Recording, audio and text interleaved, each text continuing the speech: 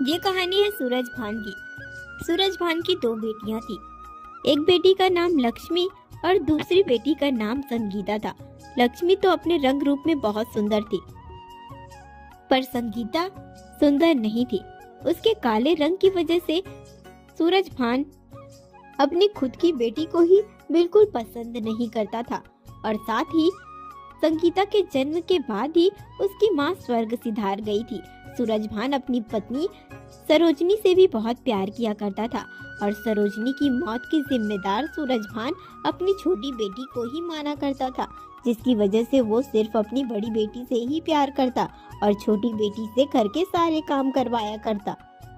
सूरज भान जी, क्या सोच रहे हैं आप? मैं आपके लिए एक बहुत बड़ी खुशखबरी लेकर आया हूँ।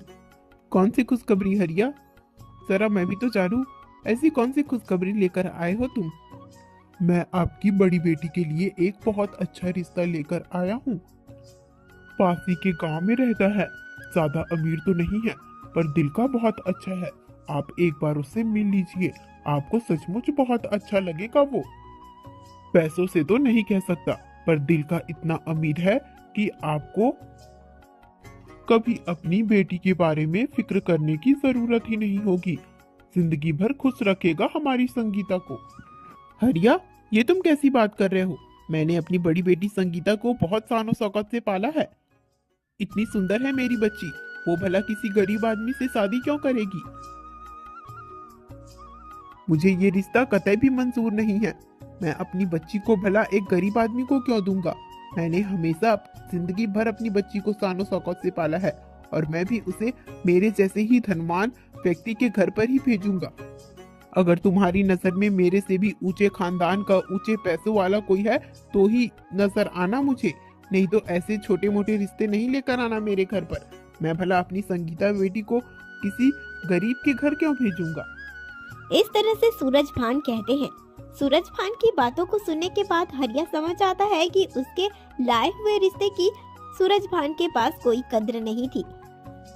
हरिया ने भले ही बहुत अच्छे से लड़के का रिश्ता लेकर आया था, पर सूरज भान की बातों को सुनने के बाद हरिया वहां से जाने लगता है। हरिया को जाते हुए देखकर सूरज भान हरिया को आवाज लगाते हुए कहते हैं, हरिया, रुको जरा, मेरे पास आओ। जी सेठ जी, कहिए। हरिया, जिस रिश्ते को तुम मेरी बड़ी बेटी के लिए लेकर आए हो, मैं उसका रिश्ता अपनी बड़ी बेटी के साथ तो नहीं करवा सकता, पर मैं अपनी छोटी बेटी संगीता के साथ उसका रिश्ता करवाने के लिए तैयार हूँ। वैसे भी गांव के सभी लोग जानते हैं, मेरी छोटी बेटी संगीता इतनी कुरूप है कि कोई भी व्यक्ति उसे पसंद करके ले जाए, उतना ही बहुत है मेरे लिए। जी सेठ जी, मैं उस लड़के के माँ और पिताजी से बात करके आपको बताता हूँ। इतना कहकर हरिया अपने घर की ओर वापस चला जाता है। अगले ही दिन हरिया उस लड़के वालों के घर पर जाता है, जहाँ पर वो उसकी माँ से बात करता है। लड़की भले ही काली है माँ जी, पर धन दौलत की आपको कोई कमी नहीं होगी। भर भर कर दहेज देंगे आपको। भले ही लड़की काली है, पर सुंदर तो है। फेस कट तो उसका बहुत मस्त और जबरदस्त है। आप एक बार अपने बेटे के साथ जाकर लड़की को देख लीजिए। मेरे साथ चलना चाहती हैं तो मेरे साथ ही चलिए।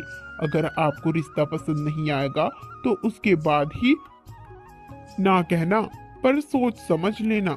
सूरज भान के यहाँ लेकर जा रहा हूँ आपको मैं। ये छोटी सी झोपड़ी की जगह एक बड़े से महल में रहने लगोगी, अगर तुमने अपने बेटे की शादी संगीता से करवा दी तो। हरिया की बातों को सुनने के बाद उस लड़के की माँ भी सोच में पड़ जाती है। लालची तो वो बहुत थी। वो अपने बेटे से कहती है, क्या कहता है बेटा गोपाल? अगर हरिया के लाए हुए रिश्ते से शादी करने के लिए तुझे कोई एतराज नहीं है तो हम उनके घर जाने के लिए तैयार हैं। एक बार लड़की को देख ले। पैसों की कोई कमी नहीं है। इस झोपड़ी की जगह एक बड़े पक्के मकान मिल जाएगा हमें। इतने धनवान है वो।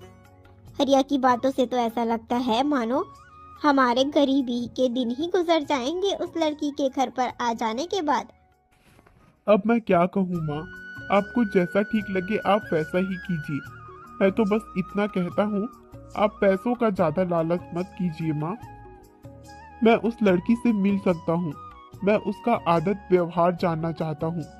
अगर वो मुझे ठीक लगेगी तो मैं उसके साथ शादी कर लूंगा, पर मुझे पैसों का कोई लालच नहीं है। ये कैसा बेटा जन्म दे दिया है मैंने। काली पत्नी मंजूर है पर धन दौलत नहीं। खैर, अभी बहस करने का कोई मतलब नहीं होगा। शाम के वक्त हरिया लड़के वालों के साथ लड़की के घर पर पहुंच जाता है, जहां पर शमशेर सिंह अपनी बेटी के साथ खड़े हुए थे। घर के शानो शौकत को देखकर गोपाल की माँ तो बस रिश्ते के लिए हाँ ही कहने वाली थी, पर गोपाल के मन में अभी भी कुछ खटक सा रहा था। वो अपनी होने वाली पत्नी से अकेले में बात करना चाहता था। सेठ जी, अगर आपको कोई एतराज ना हो तो मैं आपकी छोटी बेटी से बात करना चाहता हूँ। मैं अपनी पत्नी को समझना चाहता हूँ। मुझे कोई धन दौलत की मोह नहीं है, पर मुझे अपनी पत्नी ऐसी चाहिए जो मुझे जीवन के हर मोड़ पर मेरा साथ दे सके। ये मेरा बेटा लगता है मुझे मरवा कर ही छोड़ेगा। इतना अच्छा पैसे धन दौलत दहेज मिलने वाले हैं हमें। पता नहीं कैसे मूर्ख बेटे को पैदा कर दिया है मैंने। कहीं मेरे बेटे की बात सुनकर ये सूरज भान दहेज देने से मना ही ना कर दे। वैसे भी मैंने सुना है ये सूरज भान अपनी छोटी बेटी से तो बिल्कुल प्यार नहीं करता।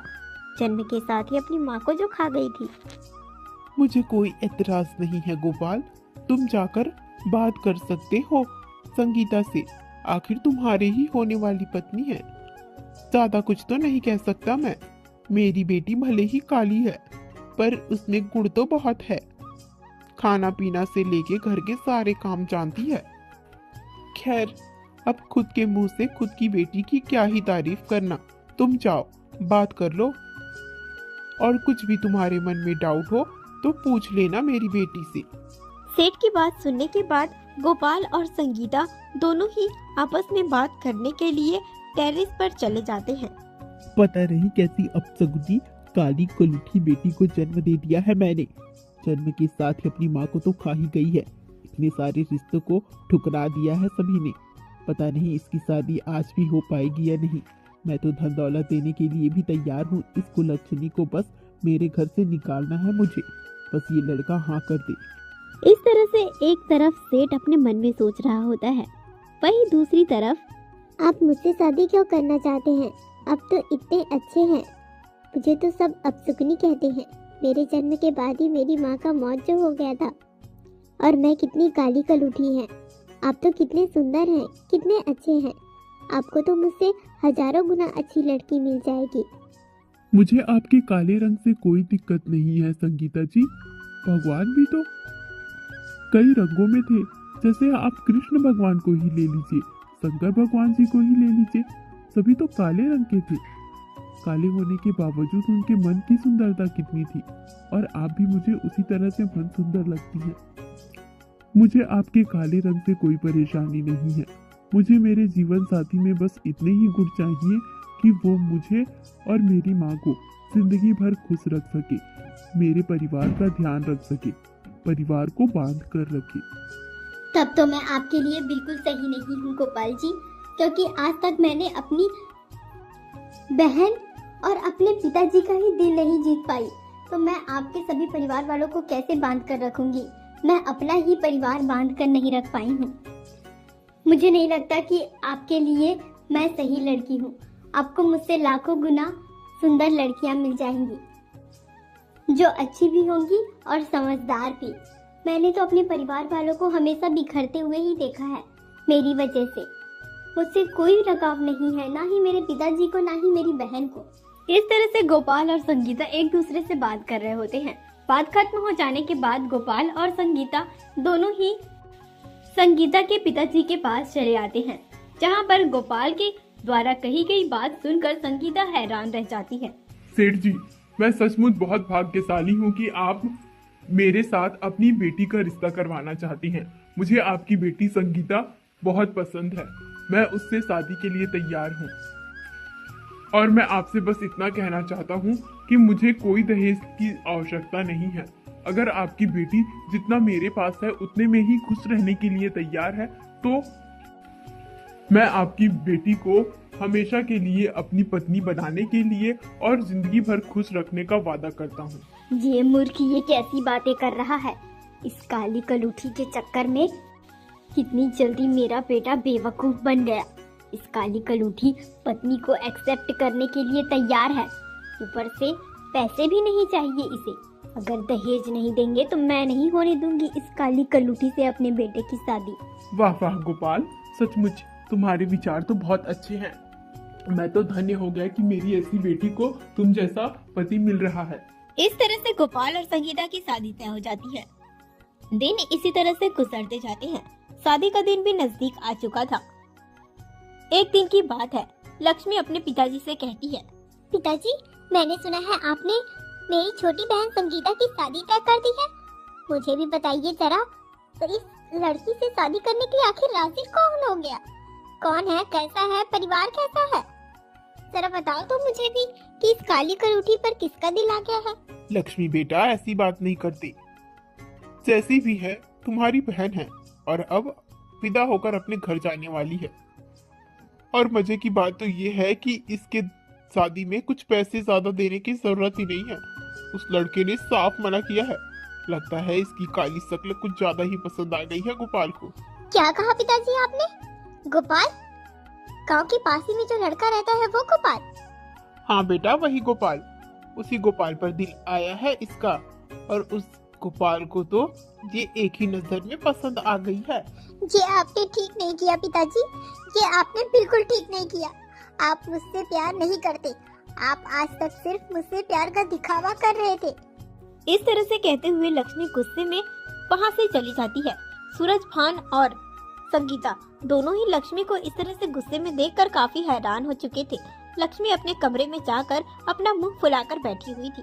तभी वहाँ पर उसके पिता सूरज भान पहुँच जाते हैं और अपनी बेटी से कहते हैं, क्या हुआ बेटा, तुम इस तरह से नाराज क्यों हो गई? इतना मुंह फुलाकर बैठी हो, मुझे बताओ जरा कि आखिर बात क्या है? क्या हुआ? अगर उस लड़के गोपाल से उसकी शादी हो रही है तो वैसे भी तुम्हें क्या मतलब संगीता की शादी किससे होगी? मैं तो तुम्हारे लिए बहुत बड़ा रईस घर ढूंढने वाला हूँ और तुम्हें बहुत सारे दहेज दूंगा। जितने पैसे मेरे पास है सब तुम्हारा ही तो है। सब कुछ तुम्हारे नाम पर ही तो करना है मुझे। पिताजी, अगर ऐसी बात है कि आप मुझसे सचमुच बहुत प्यार करते हैं तो उस गोपाल से आप मेरी शादी करवाइए। मैं उस गोपाल से बहुत प्यार करती हूँ। मैंने कई बार उससे अपने प्यार का इकरार किया है, पर उसने मुझे साफ मना कर दिया, वो भी मेरी बहन संगीता के लिए। मेरी बहन संगीता ही मेरी दुश्मन बन चुकी है। मैं उस गोपाल को बहुत पसंद करती हूँ पिताजी। आपको जितने भी पैसे, धन दौलत सब देने हैं वो मुझे भले दे दीजिएगा, और मुझे गोपाल के साथ शादी भी करनी है। लक्ष्मी की बात सुनने के बाद सूरज भान पहले तो बहुत हैरान हो जाता है, पर अगले ही पल सूरज भान भी लक्ष्मी से कहता है, बेटा मान गए तुम्हारी पसंद को। सचमुच दिल का हीरा चुना है, हीरा।